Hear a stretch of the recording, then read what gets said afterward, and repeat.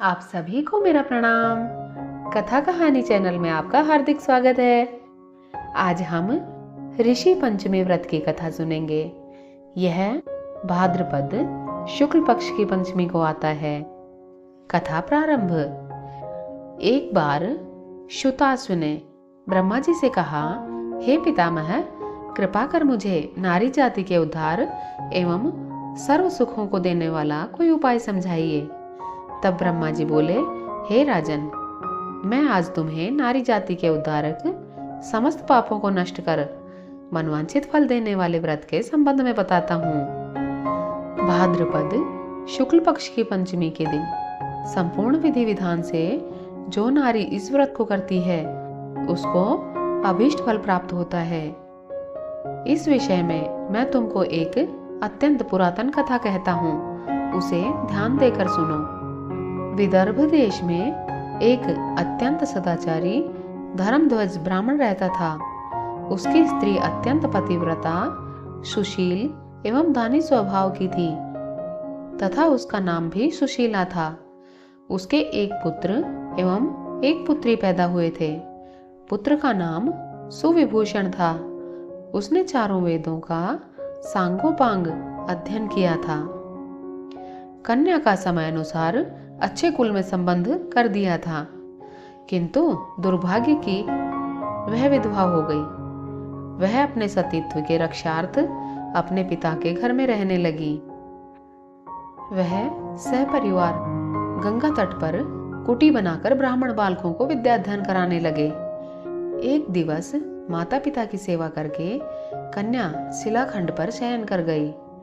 रात भर में उसके सारे शरीर में कीड़े पड़ गए।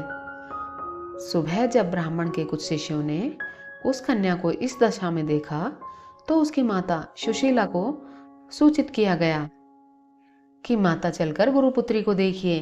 गुरुपत्नी ने जाकर उसे देखा। देखते ही सशंकित हो विलाप करने लगी तथा पुत्री को उठाकर ब्राह्मण के पास लाई। ब्राह्मण भी पुत्री की दशा देख अति विस्मित हो दुखी हुए। तब ब्राह्मणी ने हाथ जोड़कर कहा, महाराज, मेरी पुत्री के शरीर में कीड़े पड़ने का क्या कारण है?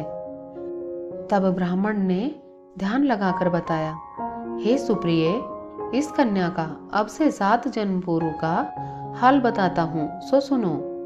उस समय यह ब्राह्मणी थी।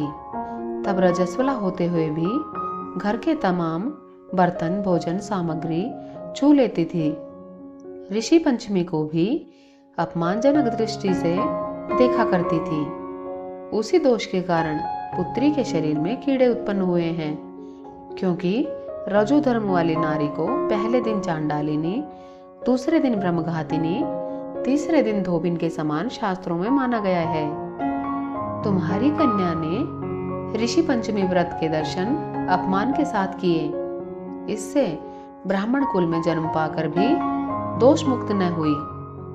तब सुशीला ने कहा, महाराज, इस उत्तम व्रत का इस कन्या के समक्ष विधि पूर्वक वर्णन कीजिए, जिससे समस्त सांसारिक प्राणी लाभ उठा सके। ब्राह्मण बोले, हे सहधर्मिणी, यह व्रत भाद्रपद मास की शुक्ल पक्ष की पंचमी के दिन किया जाता है। पंचमी के दिन किसी नदी तथा जलाशय में स्नान करके व्रत को धारण कर सायंकाल के समय सप्त ऋषियों का पूजन विधि विधान से करना चाहिए।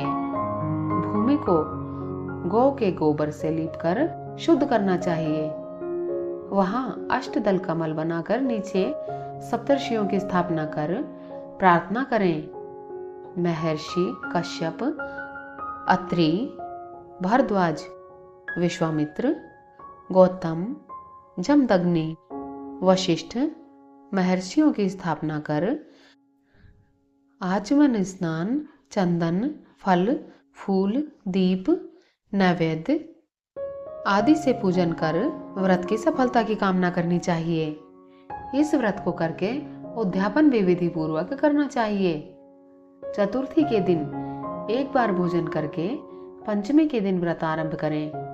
सुबह किसी नदी अथवा जलाशय में नित्य कर्म से निवृत्त होकर दातुन करें, स्नान करें। गाय के गोबर से लीप कर सर्वतोभद्र चक्र बनावें। उस पर कलश स्थापित करें। कलश के कंठ में नवीन वस्त्र बांधें। पूजा सामग्री एकत्र कर अष्टदल कमल पर सप्तऋषियों की प्रतिमा स्थापित करें। फिर षोडशोपचार से पूजन कर रात्रि को पुराण आदि ग्रंथों का श्रवण करें।